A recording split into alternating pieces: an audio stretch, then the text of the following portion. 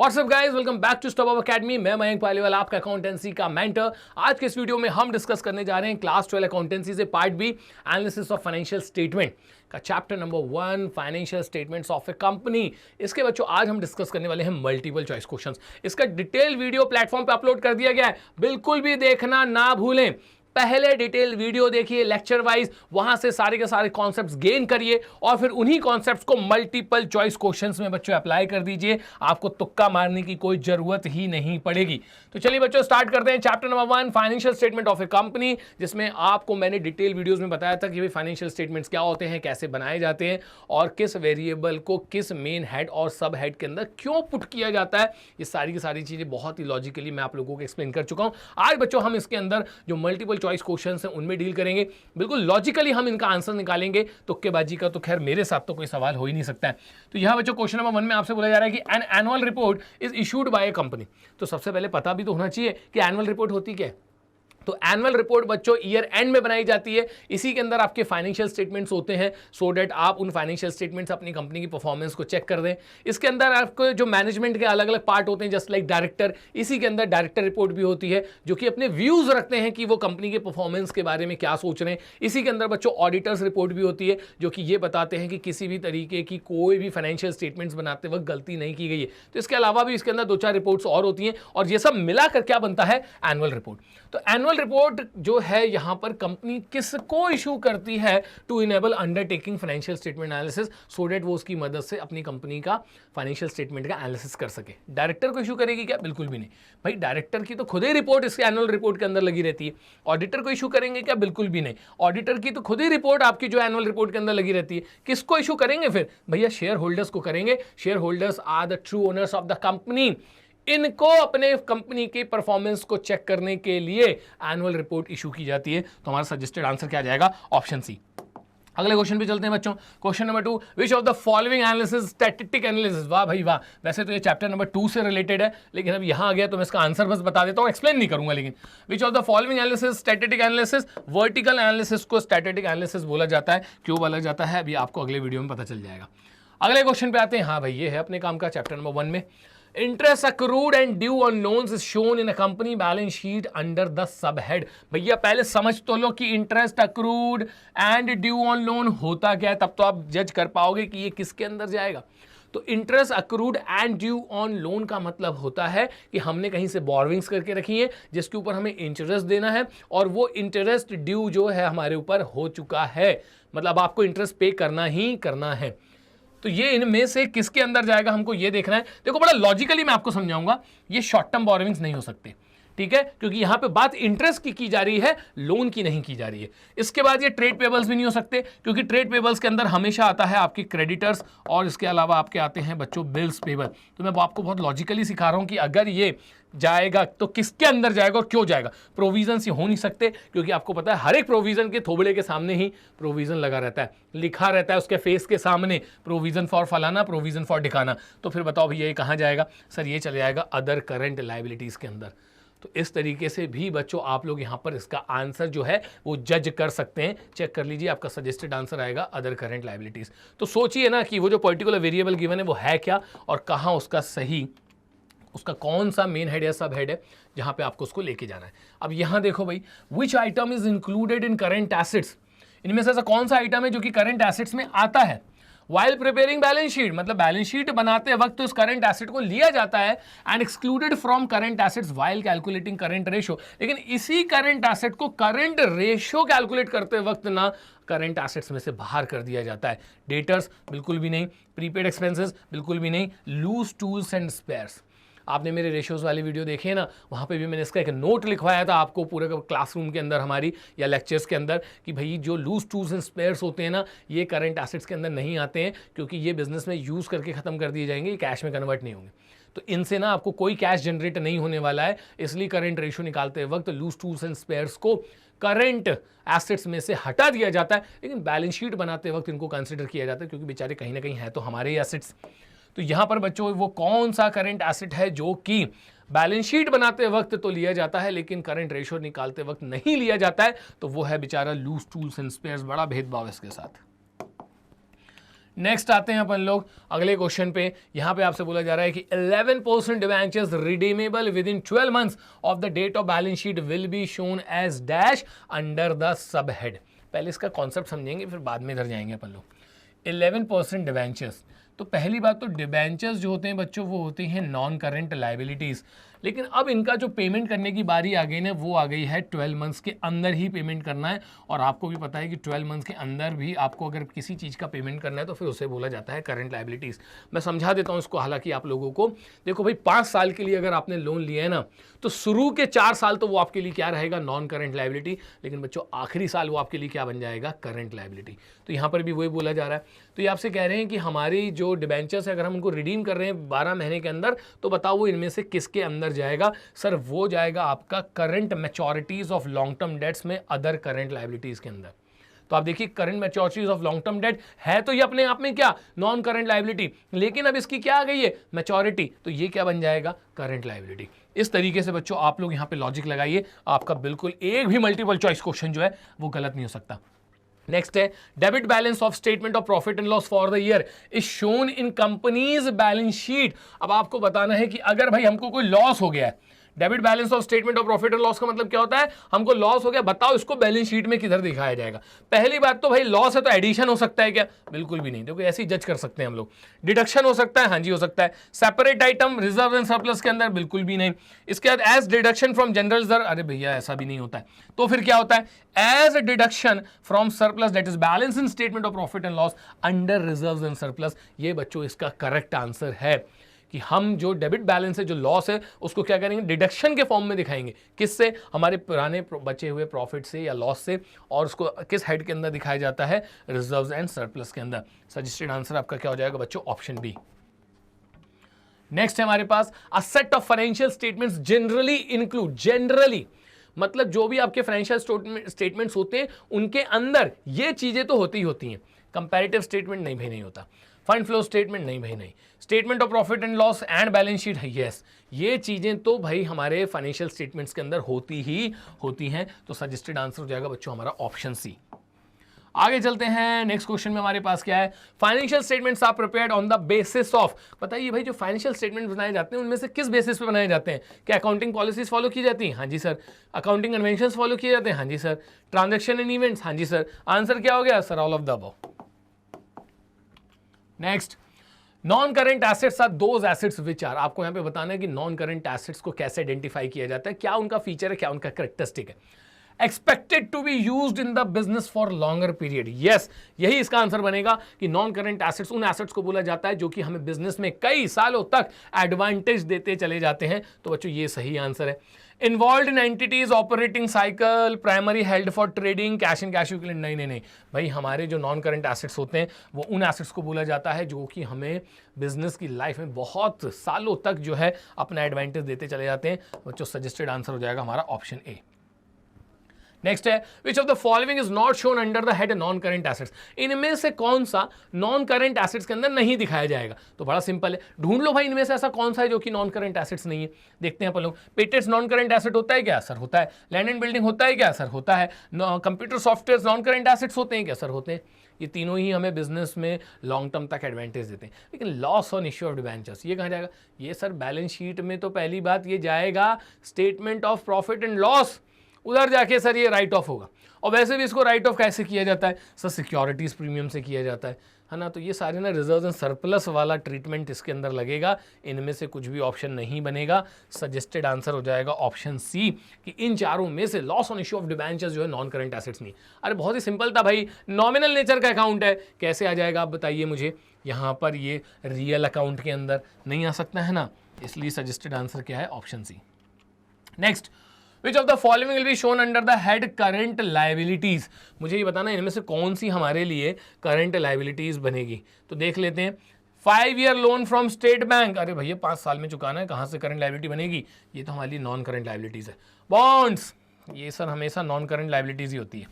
Employees earn leave payable on retirement पे देना है ना, रिटायरमेंट पे देना मतलब बहुत आगे जाके देना है, क्या बनेगी नॉन करंट लाइबिलिटी। क्या बचा मेरे पास सर, ये बता, तो यही बनेगी हमारी करंट लाइबिलिटीज। कैसे, interest accrued but not due on debentures, तो डिबेंचर्स तो भैया अभी भी नॉन करंट लायबिलिटीज रहेंगे, लेकिन इसके ऊपर मुझे जो इंटरेस्ट देना है ना वो ड्यू हो चुका है। अब भाई ब्याज जो है वो थोड़ी नहीं 5 साल बाद दोगे, वो तो आपको हर साल में 2 बार देना पड़ता है। तो ये जो ब्याज आपको इसके ऊपर देना है, इंश्योरेंस देना है डिवेंचर के ऊपर, ये 1 साल के अंदर ही देना है, तो ये आपके लिए क्या है, करंट लायबिलिटी। सजेस्टेड आंसर बन जाएगा option B. Next, preliminary expenses are shown in the balance sheet under the head of, पहले ये तो समझ लो भाई कि प्रिलिमिनरी एक्सपेंसेस होते क्या हैं। ये बच्चों प्री इनकॉर्पोरेशन एक्सपेंसेस होते हैं। आपका बिजनेस एग्जिस्टेंस में कब आता है, जब उसका इनकॉर्पोरेशन होता है, रजिस्ट्रेशन होता है, लेकिन उसके पहले उसको एग्जिस्टेंस में लाने के लिए हमें कुछ पैसे खर्च करने पड़ते हैं, उसी को क्या बोला जाता है, प्रिलिमिनरी एक्सपेंसेस। और ये आपसे कह रहे हैं कि बताइए भाई प्रिलिमिनरी एक्सपेंसेस इनमें से किस हेड के अंदर जाएंगे, तो ये नॉन करंट एसेट्स के अंदर जाएंगे क्या, बिल्कुल भी नहीं। करंट एसेट्स के अंदर जाएंगे क्या, बिल्कुल भी नहीं। नॉन करंट लायबिलिटीज के अंदर जाएंगे क्या, बिल्कुल भी नहीं। भाई ये statement of profit and loss में जाके राइट ऑफ कर दिया जाएगा, इसलिए इसका सजेस्टेड आंसर क्या है, option D, none of the above. Next question, question में 13 में क्या है, if the operating cycle can not be identify it is assumed to be period of 12 months. तो आप सभी को मैं डिटेल वीडियोस में बता चुका हूं बच्चों कि भाई ऑपरेटिंग साइकिल क्या होता है। ऑपरेटिंग साइकिल से ही हमको पता चलता है कि कौन से हैं आपके लिए नॉन करंट एसेट्स और कौन से हैं आपके लिए करंट एसेट्स। किनको आप बोलेंगे नॉन करंट लायबिलिटीज़, किनको आप बोलेंगे करंट लायबिलिटीज़, ये हमको कैसे पता चलता है, ऑपरेटिंग साइकिल से। और अगर हमारे किसी भी क्वेश्चन में मान लो चलो कि ऑपरेटिंग साइकिल डिफाइंड नहीं है, तो उसको आपको हमेशा कितना लेके चलना है, 12 months. So what will be the suggested answer here, sir option B 12 months. देखा, एक चीज़ आ रही है सर में, अगर डिटेल में वीडियो देखा है, डिटेल में सारे कॉन्सेप्ट्स गेन किए हैं, ये मल्टीपल चॉइस क्वेश्चन हमारे लिए कुछ भी नहीं है बच्चों। फिर तो balance of share forfeiture account is shown as, पहले समझना पड़ेगा कि भाई शेयर फॉरफीचर होता क्या, हालांकि डिटेल वीडियो में बहुत डिटेल में बताया कि शेयर फॉरफीचर क्या होता है। शेयर्स ना इंस्टॉलमेंट पे इशू किए जा सकते हैं, और अगर आपने मेरी एक आध इंस्टॉलमेंट नहीं दिए लेकिन बाकी की तो दे दिए, और अगर मैं चाहूँ तो मतलब कंपनी जो है उसके आर्टिकल्स में ऐसा कोई प्रोविज़न डला है कि नहीं, अगर शेयर होल्डर पूरा पैसा नहीं देता है तो आप उसके शेयर्स फॉरफीट कर सकते हो, तो आप कर सकते हो। तो शेयर फॉरफीचर का मतलब ये है कि अगर हमारे शेयर होल्डर ने पूरा पैसा नहीं दिया तो जितना दिया ना उतना हम जब्त कर लेंगे, और उसी अमाउंट को क्या बोला जाता है, शेयर फॉरफीचर का अमाउंट, जो कि रखा कहाँ रहता है, शेयर फॉरफीचर अकाउंट के अंदर। अब इसका ट्रीटमेंट कहाँ होता है, तो आपको याद होगा बच्चों, ये शेयर से रिलेटेड है। किस चीज़ से रिलेटेड है, शेयर से। शेयर्स हमारे कहाँ आते हैं, मैंने आपको एक तरीका बताया था ना, आंखें बंद करो तो हमको देखने लग जाएगा कि सर सबसे पहले इक्विटी एंड लायबिलिटी आता है, इक्विटी एंड लायबिलिटी में सबसे पहले शेयर होल्डर्स फंड आता है, शेयर होल्डर्स फंड में सर सबसे पहले होता है शेयर कैपिटल, उसके बाद होता है रिजर्व्स एंड सरप्लस, उसके बाद होता है आपका अमाउंट रिसीव्ड अगेंस्ट वारंट्स। तो इन तीनों में सबसे पहला वाला क्या था, शेयर होल्डर्स फंड में सबसे पहले क्या था, शेयर कैपिटल। तो ये किस चीज से रिलेटेड है, शेयर कैपिटल से। इतनी तो बात समझ में आ गई। तो अब इसको लेके जाओ भैया, शेयर कैपिटल में अपन इसको किधर लेके जाएंगे, तो यहां लेके जाएंगे addition to subscribed and fully paid up capital under subscribed capital. ये बच्चों एक चीज मैं आपको बता दूं, ये एक अपने आप में एक बहुत बड़ा टॉपिक है भाई। जब हम लोग अकाउंटिंग फॉर कंपनीज करेंगे ना, तो वहां पे शेयर कैपिटल की जब हम लोग अकाउंटिंग करते हैं, वहां पर ये मैं चीज आपको बहुत डिटेल में समझाने वाला हूं। एक टॉपिक होता है हमारे पास प्रिपरेशन ऑफ बैलेंस शीट, तो वहां पर बच्चे सारी की सारी चीजें सीखेंगे। नेक्स्ट क्वेश्चन पे चलते हैं, कंप्यूटर सॉफ्टवेयर इनमें से क्या है, सर ये तो हमको बचपन से पता है, इंटेंजिबल एसेट्स है। किसमें आप लोग टिक करके आ जाएंगे, सर आप लोग टिक करेंगे यहाँ पे ऑप्शन सी के अंदर, तो सजेस्टेड आंसर हो जाएगा इंटेंजिबल एसेट्स। कंप्यूटर सॉफ्टवेयर को बच्चों देखा नहीं जा सकता, छुआ नहीं जा सकता, इसलिए अपने आप में क्या होते हैं, intangible assets. Capital work in progress is shown under, क्या समझाया है मैंने आप लोगों को डिटेल वीडियो में, क्या होता है कैपिटल वर्क इन प्रोग्रेस। आप कोई फिक्स एसेट या नॉन करंट एसेट क्रिएट कर रहे हैं, लेकिन अभी वो कंप्लीट नहीं हुआ है। सपोज आप एक फैक्ट्री तैयार कर रहे हैं, लेकिन फैक्ट्री जो है वो अभी कंप्लीट नहीं हुई है, किस कैटेगरी के अंदर आएगी, कैपिटल वर्क इन प्रोग्रेस, जो कि कहीं ना कहीं अपने आप में ना तो इन्वेंट्री है, ना ही करंट इन्वेस्टमेंट है, ना ही कैश इन कैश इक्विवेलेंट है। तो आंसर मेरा क्या आ जाएगा, नन ऑफ द अबव, क्योंकि कैपिटल वर्क इन प्रोग्रेस जो होता है बच्चों, उसका मेन हेड होता है property plant and equipments and intangible assets, उसके अंदर ये कैपिटल वर्क इन प्रोग्रेस के नाम से ही आता है। तो यहां पे तो ऐसा कोई ऑप्शन है ही नहीं, इसलिए सजेस्टेड आंसर मेरा क्या बन जाएगा, ऑप्शन डी। नेक्स्ट हमारे पास which of the following item are shown in the statement of profit and loss. अब आपको ये बताना है कि इनमें से प्रॉफिट एंड लॉस के अंदर क्या जाएगा। गुडविल एसेट है, प्रॉफिट एंड लॉस में जा सकती है क्या, नहीं सर ये बैलेंस शीट में जाएगी। क्रेडिटर्स लायबिलिटी है, बैलेंस शीट में जाएगी। रेवेन्यू फ्रॉम ऑपरेशंस, सर इसी को तो सेल्स बोला जाता है, और सेल्स बच्चों कहां पर जाएगी, हमारी statement of profit and loss में, क्योंकि ये हमारे लिए क्या होती है, इनकम। ट्रेड पेबल्स ये कहाँ जाएंगे, बैलेंस शीट में। तो ये नहीं पूछ रहे हैं कि बैलेंस शीट में क्या जाएगा, ये पूछा जा रहा है कि statement of profit and loss के अंदर क्या जाएगा, तो रेवेन्यू फ्रॉम ऑपरेशंस। नेक्स्ट हमारे पास है बच्चों, calls in arrear is shown in the notes to accounts on share capital to the balance sheet as. Calls in arrear को भाई कहां दिखाया जाता है, तो सर ये जो कॉल्स इन अरियर होता है ना, इसका जस्ट ऑपोजिट, किसका ऑपोजिट, अभी फोर फीचर समझा रहा था ना, कि अगर हमको किसी पर्टिकुलर शेयर होल्डर ने पूरा पैसा नहीं दिया है तो जितना पैसा दे दिया वो हम जब्त कर लेते हैं, वो काय में चले जाता है, शेयर फोरफीचर अकाउंट। और जितना पैसा नहीं दिया है वो किसके अंदर चले जाता है, कॉल्स इन अरियर के अंदर। तो जो पैसा हमको नहीं मिला उसको आपको क्या करना पड़ेगा, उसको आपको बच्चों सब्ट्रैक्ट करना पड़ेगा। तो ये एडिशन वाले दोनों आंसर तो बन ही नहीं सकते। अब इन दोनों में से देख लो किसके अंदर दिखेगा, फुली पेड के अंदर दिखेगा कि नॉट फुली पेड के अंदर दिखेगा। सर ये ना नॉट फुली पेड के अंदर दिखेगा। And what's the reason behind that, कि अगर कॉल्स इन अरियर हुआ है मतलब हमको पूरा पैसा नहीं मिला, पूरा पैसा नहीं मिला तो किस कैटेगरी में जाएगा, but not fully paid up की कैटेगरी में। तो एक बार मैं इसको आंसर आपको और डिटेल में बता दूं, deduction from subscribed but not fully paid up capital under the subscribed capital, ये बच्चों इसका सजेस्टेड आंसर बनेगा। नेक्स्ट क्वेश्चन पे आते हैं। क्वेश्चन नंबर 19 में हमसे क्या कह रहे हैं, XYZ लिमिटेड हैज इशूड। अच्छा एक चीज मैं आपको बता दूं बच्चों, ये क्वेश्चंस ना आपकी बुक के क्वेश्चन से बिल्कुल डिफरेंट है। बुक में तो है ही ऑलरेडी मल्टीपल चॉइस क्वेश्चंस, थोड़े हम अपनी तरफ से ऐड कर देते हैं आप लोगों के लिए। XYZ has issued 20,000 debentures as collateral security for a bank loan, but entry has not been passed in the books of accounts. Whether any disclosure is required in the financial statement? क्या इसका कोई disclosure करने की जरूरत है? तो पहले समझ तो लो कि debenture issued as collateral security होता क्या है। तो जब कभी भी आप लोन लेते हैं बच्चों, तो यहाँ पर एक प्राइमरी सिक्योरिटी होती है और एक सेकेंडरी सिक्योरिटी होती है। तो सेकेंडरी सिक्योरिटी के फॉर्म में कोलेटरल सिक्योरिटी का मतलब ही सेकेंडरी होता है। तो इस लोन को सिक्योर करने के लिए बैंक वालों ने हमसे क्या रखवा लिए, डिबेंचर्स रखवा लिए। और आपने डिबेंचर्स इशू करते तो उसकी कोई एंट्री नहीं बनाई है, क्योंकि उसके दो अल्टरनेटिव प्रेजेंटेशन होते हैं। आप चाहे तो एंट्री बना भी सकते हैं, आप चाहे तो एंट्री नहीं भी बना सकते हैं। तो अगर आपने एंट्री नहीं बनाई है तो क्या इसको हमको इसको डिस्क्लोज करना पड़ता है कि नहीं करना पड़ता है? तो यहाँ देखो कैसा फनी सा यहाँ पे आपके पास आंसर गिवन है, depends upon the management of the company. नहीं, लोन लिया है, डिबेंचर्स अगर आपने इशू किए हैं तो आपको बच्चों इसको जो है डिस्क्लोज तो करना ही पड़ेगा। जैसे यहाँ लिखा है कि no disclosure is required since entry has not been paid, ऐसा भी नहीं है।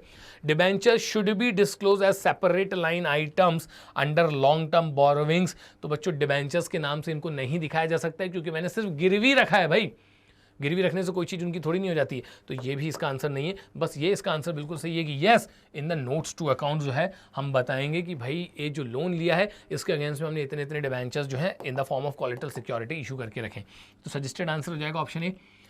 क्वेश्चन नंबर 20 में आपसे बोला जाता है the company had opening inventory of materials कितना है, 5 lakh. Opening work in progress कितने का है, 4 लाख। मटेरियल साल का परचेज कितना है, 10 लाख रुपीज़ का। क्लोजिंग इन्वेंट्री हमारे पास कितने की है, क्लोजिंग इन्वेंट्री ऑफ मटेरियल हमारे पास कितने का है, 3 लाख का। And closing work in progress जो है हमारे पास वो कितने का है, 2 लाख रुपीज़ का। आपको कॉस्ट ऑफ मटेरियल कंज्यूम निकाल के दिखाना है बच्चों। ये भी चीज़ मैंने बहुत डिटेल में आप लोगों के साथ डिस्कस करके रखी है कि कॉस्ट ऑफ मटेरियल कंज्यूम्ड के लिए आपके क्वेश्चन में कितनी भी इंफॉर्मेशन गिवन हो हमको उस पर ज़्यादा ध्यान नहीं देना है। हमें तो बस अपना एक सिंपल सा जो फॉर्मूला होता है वो फॉर्मूला लगाना है, जो कि होता है आपका ओपनिंग इन्वेंट्री ऑफ मटेरियल। तो यहाँ मैं शॉर्ट में सिर्फ अभी ओपनिंग इन्वेंट्री लिख रहा हूँ, प्लस हमने साल भर में कितने का मटेरियल और परचेज किया है, तो ये हो जाएगा आपका purchase minus closing inventory of material. इसके अलावा क्वेश्चन में कुछ भी गिवन हो बिल्कुल ध्यान देने की ज़रूरत नहीं है। तो ओपनिंग इन्वेंट्री आपके पास कितने की है सर, 5 लाख रुपीज़ की। वर्क इन प्रोग्रेस को साइड में रख दीजिए। इसके बाद मैं आता हूँ परचेज़, हमने मटेरियल कितने का परचेज़ किया है सर, 10 लाख रुपीज़ का। तो यहाँ पर आप लोग ऐड कर देंगे बच्चों 10 लाख। और उसके बाद आपके पास क्लोजिंग मटेरियल कितना है, क्लोजिंग इन्वेंट्री ऑफ मटेरियल कितना है, 3 लाख रुपीज़ का। तो यहाँ से बच्चों आप लोग माइनस कर दीजिए इसमें से 3 लाख। तो ये अगर आप इसको प्लस माइनस करेंगे तो 15 माइनस 3 कर दीजिए, 12 लाख रुपीज़ का आपका मटेरियल कंज्यूम्ड निकल कर आएगा। ये रहा ऑप्शन ए के अंदर 12 लाख, टिक कर दीजिएगा। आपको बिल्कुल आपका एक नंबर यहाँ पर सिक्योर हो जाएगा। आगे देखते हैं नेक्स्ट क्वेश्चन नंबर 21 में, identify which of the following is not shown in the notes to accounts on finance cost. आपको बताना है कि इनमें से कौन सा आपका है बैलेंस शीट में, सॉरी बैलेंस शीट के अंदर नहीं, नोट्स टू अकाउंट्स में फाइनेंस कॉस्ट के फॉर्म में नहीं दिखाया जाता है। इंटरेस्ट ऑन लोन, इसके अलावा बैंक चार्जेस, प्रीमियम और redemption of debentures, loan processing fees. तो मैं एक चीज़ आपको बता दूं, बड़ा ही यहाँ पे डिफरेंट टाइप का इसका आंसर बनेगा। उसका रीज़न मैं भी आप लोगों को एक्सप्लेन कर देता हूँ। भाई सबसे पहली बात तो फाइनेंस कॉस्ट होती क्या है, तो आपने जो लोन लेके रखे उसके अगेंस्ट में हमको क्या देना पड़ता है, इंटरेस्ट देना पड़ता है ना, ये आपकी क्या है, finance cost. Premium on redemption अगर आप पे कर रहे हो तो डिबेंचर्स आपने लिए थे, इशू किए थे लोन के फॉर्म में, अब उसके ऊपर एक्स्ट्रा अमाउंट देना पड़ रहा है, तो ये भी आपका क्या है, finance cost. Loan processing fees, ये भी आपका क्या है, फाइनेंस कॉस्ट। लेकिन जो बैंक चार्जेस होते हैं ना, ये बैंक चार्जेस किसी लोन के अगेंस्ट में नहीं होते हैं। बैंक वाले आपको बहुत सारी सर्विसेज डिलीवर करते हैं जिसके अगेंस्ट में वो आपसे चार्जेस है डिडक्ट करते हैं, तो बैंक चार्जेस का फाइनेंस कॉस्ट से कुछ भी लेना देना नहीं है। तो यहां पर नोट्स अकाउंट्स के अंदर फाइनेंस कॉस्ट में तीनों आइटम चले जाएंगे, लेकिन बैंक चार्जेस नहीं जाएगा। अब नेक्स्ट है बच्चों हमारे पास, match the item given in list 1 with the heading and sub heading balance sheet as defined in schedule 3 of the companies act 2023 in list 2। तो भैया काम करो, लिस्ट 1 और लिस्ट 2 का क्या करके दिखाना है अपने को, इधर पे मैच द फॉलोइंग करके दिखाना है। अब मैं ये जानबूझ के क्वेश्चंस लेकर आया हूं, उसके पीछे ये रीजन है क्योंकि आपको भी पता है कि इस चैप्टर्स के अंदर ना मेन हेड और सब हेड हमें बताने पड़ते हैं और 3 मार्क्स तक का क्वेश्चन जो है फ्रेम कर दिया जाता है। तो वो जो मेन हेड और सब हेड हमको लेके जाना है, उसी के लिए और हम अपना यहाँ पर नंबर ऑफ क्वेश्चंस अटेम्प्ट कर सकें और हम अपना जो है नॉलेज इंक्रीज कर सकें, तो यहाँ पर मैं इसके लिए मैच द कॉलम वाले फॉर्मेट में इस क्वेश्चन को लेकर आया। एक एक करके पढ़ते हैं बच्चों। सबसे पहले स्टोर्स एंड स्पेयर्स हैं, कंप्यूटर सॉफ्टवेयर है, डिविडेंड रिसीवेबल है, बॉन्ड्स हैं, मशीनरी है, और ये रहे कि भाई इनको मैच करके दिखाइए कि इनका मेन हेड सब हेड इनमें से क्या बनेगा। स्टोर्स एंड स्पेयर्स की अगर हम लोग बात करें बच्चों, तो ये होती है इन्वेंट्री। किस कैटेगरी में जाता है ये स्टोर्स एंड स्पेयर्स, इन्वेंट्री की कैटेगरी में जाता है। तो यहाँ बच्चों इसका जो हमारा आंसर बनेगा वो बनेगा लिस्ट 2 के अंदर ऑप्शन 4। कंप्यूटर सॉफ्टवेयर्स की अगर हम बात करें तो ये अपने आप में इंटेंजिबल एसेट्स होते हैं। तो प्रॉपर्टी प्लांट एंड इक्विपमेंट्स में इंटेंजिबल एसेट्स, और इंटेंजिबल एसेट्स में भी एक यहाँ पे हेड बन जाता है इंटेंजिबल एसेट्स का। तो कंप्यूटर सॉफ्टवेयर का जो हमारा मेन हेड सब हेड वाला पार्ट है वो कहाँ जाएगा, ऑप्शन नंबर 1 में। डिविडेंड रिसीवेबल की अगर हम बात करें तो हमको पैसा लेना बाकी है, ये हमारे लिए क्या बन जाएगा बच्चों, करंट एसेट्स। बॉन्ड्स की अगर हम लोग बात करें तो बॉन्ड्स हमारे लिए एक तरीके की लाइबिलिटी होती है, नॉन करंट लाइबिलिटीज होती हैं। तो यहाँ पे इसका जो ऑप्शन बनेगा वो बनेगा ऑप्शन 3। इसके बाद बच्चों अगर हम लोग मशीनरी की बात करें तो ऑब्वियस सी बात है, मशीनरी हमारे लिए एक फिक्स एसेट है। कहाँ चले जाएगा, property plant and equipments and intangible assets के अंदर, प्लांट एंड इक्विपमेंट्स में। तो बच्चों यहाँ आपका आ जाएगा 5 वाला ऑप्शन। तो यहाँ मुझे अब देखना है कि बच्चों सजेस्टेड आंसर में ऐसा कौन सा है जो कि यहाँ पर हमारा टैली कर रहा है। तो ए का 4, बी का 1, ठीक है, इसको लिखे रहने देता हूँ मैं। तो ए का हो जाएगा 4, ए का 4 यहाँ पर आ रहा है, बी का हो जाएगा 1, ये भी मैच कर रहा है, सी का हो जाएगा 3, ए का 4 बी का 1, सी का आ जाएगा 2 ढूंढना है भैया हमको। इस वाले में देखिए, ए का 4 हाँ जी सर, बी का 1 हाँ जी सर, सी का 2 हाँ जी सर, डी का 3 हाँ जी सर, और ई का जो है वो है 5। भैया सजेस्टेड आंसर इसका जो आएगा वो आएगा ऑप्शन बी। तो ऐसे भी पूछा जा सकता है, लेकिन कहीं ना कहीं मैं बता दूं, मैं जानबूझ के इस क्वेश्चन को इस फॉर्मेट में लेकर आया हूँ। ये आपके ना मेन हेड सब हेड वाले क्वेश्चन की प्रैक्टिस करवाएगा। देखिए एक और क्वेश्चन है हमारे पास यहाँ पे, match the items given in the list. वही चीज हमको यहाँ पे करके दिखानी है, सीधे क्वेश्चन सॉल्व करके दिखा देता हूँ। बैंक ओवरड्राफ्ट है, प्रोविजन फॉर रिटायरमेंट बेनिफिट्स हैं, कॉल्स इन एडवांस है, मास हेड्स एंड पब्लिशिंग टाइटल्स हैं। अब ये मास हेड एंड पब्लिशिंग टाइटल्स क्या होते हैं बच्चों, आप ना अपनी बुक का फ्रंट पेज देखिएगा, वही मास्ट हेड एंड पब्लिकेशंस हैं। आप चाहे डी के गोयल रिफ्रेशर यूज़ करते हो, आप चाहे टी एस ग्रेवाल यूज़ करते हो, मैं तो कह रहा हूँ एनसीईआरटी का भी जो अगर फ्रंट कवर पेज होता है ना, उसमें जो प्रिंट होता है वो उनके अलावा कोई और यूज़ नहीं कर सकता। उसको मास्ट हेड एंड पब्लिशिंग टाइटल्स बोलते हैं। ये हमारे लिए एक तरीके के इंटेंजिबल एसेट्स होते हैं, हमारे अलावा उस पर्टिकुलर फ्रेम को, उस फ्रंट कवर को कोई और यूज़ नहीं कर सकता है, ठीक है, इंटेंजिबल एसेट्स हैं। तो बैंक ओवरड्राफ्ट की बात करूँ तो सर हमको पता है करंट लाइबिलिटी होती है। तो बैंक ओवरड्राफ्ट अगर हमारे लिए करंट लाइबिलिटी होती है तो देखें ए का हमारा क्या ऑप्शन बन रहा है यहाँ पर कहाँ है हमारे पास करंट लाइबिलिटीज। तो बैंक ओवरड्राफ्ट आ जाएगा सर शॉर्ट टर्म बोरोविंग्स के अंदर आएगा, अदर करंट लाइबिलिटीज में नहीं आएगा। किस में आएगा, शॉर्ट टर्म बोरोविंग्स में, क्योंकि बैंक कहीं ना कहीं आपको शॉर्ट टर्म के लिए पैसा उधार दे रहा होता है। अब आते हैं हम लोग बी पे, प्रोविजन फॉर रिटायरमेंट जो है ना वो लॉन्ग टर्म प्रोविजंस के अंदर आएगा। तो प्रोविजन फॉर रिटायरमेंट बेनिफिट्स मतलब बी का निकल कर आएगा, लॉन्ग टर्म प्रोविजंस मतलब 5, ए बी हो गया। अब आते हैं सी पे, सी में मेरे पास रखा है कॉल्स इन एडवांस, एक तरीके की लाइबिलिटी होती है, ये चला जाएगा अदर करंट लाइबिलिटीज के अंदर। इसके बाद आते हैं हम लोग बच्चों डी पे, मास्ट हेड्स एंड पब्लिकेशन टाइटल्स, पहले मैं आपको बता चुका हूँ इंटेंजिबल एसेट्स से यहाँ जाएंगे property plant and equipments and intangible assets में, इंटेंजिबल एसेट्स के अंदर। तो ये हो जाएगा सर ऑप्शन 2। और ई के अंदर आते हैं स्टोर्स एंड स्पेयर्स, इन्वेंट्री, ये तो पिछले वाले में भी था, ये आ जाएगा 4 के अंदर। चलिए आंसर में देख लेते हैं। अब मैच करिए, ए का 3 होना चाहिए, ए का 3 तो सर सब में है, बी का होना चाहिए 5 यहाँ तक तीनों मैच कर रहे हैं, सी का होना चाहिए सर 1, ये दोनों हो गए सर, डी का होना चाहिए 2, ये हो गया, ई का होना चाहिए सर 4, ये लीजिए सजेस्टेड आंसर है सर ऑप्शन सी। इस पैटर्न के ना क्वेश्चन सीयूटी में भी आते हैं, तो यही सब मल्टीपल चॉइस क्वेश्चंस बच्चों आपको सीयूटी में भी डील करना होता है, तो ये सब नॉलेज वहाँ पर भी काम आने वाली है। तो यहाँ पर सर वही सारी चीज़ें फिर से गिवन है, शेयर ऑप्शन आउटस्टैंडिंग हमको गिवन है, कैश क्रेडिट गिवन है, कॉल्स इन एडवांस है, शेयर फोरफिटेड और अक्रूड इंटरेस्ट है। तो सबसे पहले हमारे पास क्या है सर, सबसे पहले हमारे पास है शेयर ऑप्शन आउटस्टैंडिंग। तो चलो एक काम करते हैं, एक बार फिर से बता देता हूं मैं आपको बच्चों, रिजर्व्स एंड सरप्लस जो रहता है ना, रिजर्व्स एंड सरप्लस के अंदर 8 आइटम्स आते हैं, और उनको अगर आपको शॉर्ट में याद रखना है तो बहुत आसान है, CCSDRSOS। तो ये मैंने ना उसके अंदर जितने भी आइटम आते हैं उन सबके इनिशियल्स ले लिए। यहाँ से सबसे पहले सी से क्या आएगा, कैपिटल रिजर्व, इसके बाद आएगा capital redemption reserve, securities premium, debenture redemption reserve, revaluation reserve, ये रहा बच्चों आपका शेयर ऑप्शन आउटस्टैंडिंग। ओ से होता है अदर रिजर्व, और एस से होता है surplus, that is balance in statement of profit and loss. तो यहाँ पे आप देख सकते हैं किसके अंदर आता है, रिजर्व एंड सरप्लस के अंदर आता है। तो ऑप्शन ए जो है हमारा यहाँ पर शेयर ऑप्शन आउटस्टैंडिंग, उसको अगर हम मैच करेंगे तो कौन सा लिस्ट में आएगा सर, नंबर 3 पे। इसके बाद आता हूं बच्चों में बी पे। बी में हमारे पास क्या है, कैश क्रेडिट, मतलब आपने शॉर्ट टर्म के लिए पैसा उधार लेके रखा है, बन गई भैया करंट लायबिलिटी। तो यहां देखते हैं हम लोग करंट लायबिलिटी में किसके अंदर चले जाएगा, शॉर्ट टर्म बोरोविंग्स के अंदर। तो शॉर्ट टर्म बोरोविंग्स मतलब पैसा उधार लिया है तो सारे के सारे बोरोविंग्स में डालते जाओ, शॉर्ट टर्म बोरोविंग्स मतलब नंबर 5। इसके बाद आते हैं बच्चों सी पे। सी में देखते हैं हमारे पास क्या बन रहा है, कॉल्स इन एडवांस लायबिलिटी बनेगी, अदर करंट लायबिलिटीज में डाल दीजिएगा आप लोग, ये रहा यहाँ पे ऑप्शन 2 में।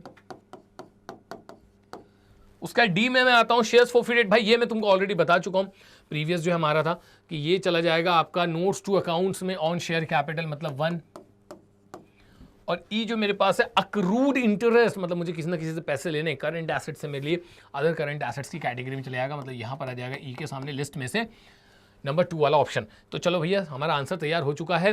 तो यहाँ पर आप लोग ये याद रखिएगा बच्चों, CCSDRSOS जो है वो आपको क्या काम आएगा, वो आपको रिजर्व्स एंड सरप्लस के सारे अंदर के हेड्स याद करने में काम आ जाएगा। तो ए का 3 होना चाहिए तो सभी में, बी का होना चाहिए 5, यहाँ शुरू के 3 मैच कर गए, सी का होना चाहिए 2, ये मैच कर गया, डी का होना चाहिए 1 और ई का होना चाहिए 4, ई का होना चाहिए 2। एक मिनट, यहाँ कैसे हो गया 3, 5, 2, 1 और 2 मैंने 2 जगह कर दिया ना, तो उसको मुझे सही करना पड़ेगा पहले। सी में क्या है, calls in advance, calls in advance जो होता है वो होता है अदर करंट लायबिलिटीज, तो सी का 2 बिल्कुल सही है। ई का जो है बच्चों accrued interest, other current assets, मतलब ये वाला 4 है यार, यहाँ ये ना 4 आएगा अभी, ठीक। अब देख लो किसमें मैच कर रहा है, ए का 3, बी का 5, सी का 2, डी का 1 और ई का 4। आंसर बन जाएगा ऑप्शन बी। एक क्वेश्चन और है, चलिए इसको और देख लेते हैं। मैच द आइटम, चलो ये सब काम करना है सर फिर से। यहाँ पे बैंक ओवरड्राफ्ट है, कैपिटल एडवांसेस हैं आपके पास, डिविडेंड पेबल है, ये बहुत इंटरेस्टिंग चीज रहेगी यहाँ पर, सिक्योरिटी डिपॉजिट फॉर इलेक्ट्रिसिटी है, और इसके अलावा डिविडेंड रिसीवेबल्स है। बैंक ओवरड्राफ्ट तो सर ये तो अभी आपने थोड़ी देर पहले ही समझा दिया था कि ये तो शॉर्ट टर्म बोरोविंग्स होती हैं हमारे लिए, किसमें चले जाएगा सर, ऑप्शन 3 में। नंबर 2 हमारे पास है कैपिटल एडवांसेस, भाई ये बड़ी जबरदस्त चीज है कैपिटल एडवांसेस। तो आप इसको लोन समझ मत लेना, ये लोन लेने वाला नहीं है, ये लोन देने वाला है। हमने अपनी सब्सिडरी कंपनीज या जो हमसे जुड़ी हुई कंपनीज हैं उनको हमने लोन दे के रखा है कि भैया जाओ आगे जाके इनसे एसेट्स तैयार कर लेना, उसको बोला जाता है कैपिटल एडवांसेस। किस कैटेगरी में जाएगा, long term loans and advances की कैटेगरी में जाएगा। यहाँ मैं डाल देता हूँ उसमें बी के सामने 2। अब आते हैं बच्चों ऑप्शन सी पे, डिविडेंड पेबल। पेबल मतलब अपने को क्या करने का है, देने का है भी, तो किस में चले जाएगा सर, अदर करंट लाइबिलिटीज़ के अंदर आ जाएगा dividend payable, other current liabilities मतलब ऑप्शन 1। और उसके बाद मैं आता हूँ डी पे, तो डी में मेरे पास सिक्योरिटीज़ डिपॉजिट फॉर इलेक्ट्रिसिटी, मतलब हमने इलेक्ट्रिसिटी कनेक्शन लिया तो हमको वहाँ पर कुछ डिपॉजिट करके रखना पड़ता है, जिस दिन आप वो इलेक्ट्रिसिटी कनेक्शन खत्म कर देंगे आपको आपका डिपॉजिट वापस मिल जाएगा, सिक्योरिटी पर्पज़ के लिए हमें जमा करना पड़ता है। तो एक तरीके से आपके लिए अदर करंट एसेट्स हैं, तो डी का आंसर बनेगा भाई 5। और उसके बाद में आता हूं बच्चों ई पे, ई में है हमारे पास डिविडेंड रिसीवेबल्स मिलना है हमको, तो ये हो जाएगा सर हमारे लिए other current assets. Other non current assets का भी तो ऑप्शन है, 4 मेरा हो चुका है क्या, 4 नहीं हुआ है, डिविडेंड रिसीवेबल्स, भाई डिविडेंड रिसीवेबल्स तो अदर करंट एसेट्स ही बनेगा, तो इसमें तो मैं 5 ही लगाऊंगा। तो डी का भी 5 अदर करंट एसेट्स और ई का भी 5। इट में पॉसिबल चेक करके देख लेते हैं, फिर भी बन रहा है कैसा हुआ आंसर। ए का 3, बी का 2, ए का 3 बी का 2, सी का 1, डी का जो है 4 और ई का है 5। डी का है 4, भाई डी में क्या था, अदर नॉन करंट एसेट्स। अरे हाँ यार भाई बिल्कुल सही कह रहे हैं ये लोग, क्योंकि भाई लॉन्ग टर्म के लिए जमा करना पड़ेगा ना, शॉर्ट टर्म के लिए नहीं। ये जो डिपॉजिट है कैसे रहेगा, लॉन्ग टर्म के लिए रहेगा, इसलिए किसमें चले जाएगा, अदर नॉन करंट एसेट्स में। बिल्कुल सही है, तो यहां पे डाल दो 4। तो हमारा सजेस्टेड आंसर जो है इसका क्या बन जाएगा, वो बन जाएगा ऑप्शन सी। सॉरी, ऑप्शन क्या बन जाएगा इसका, सी।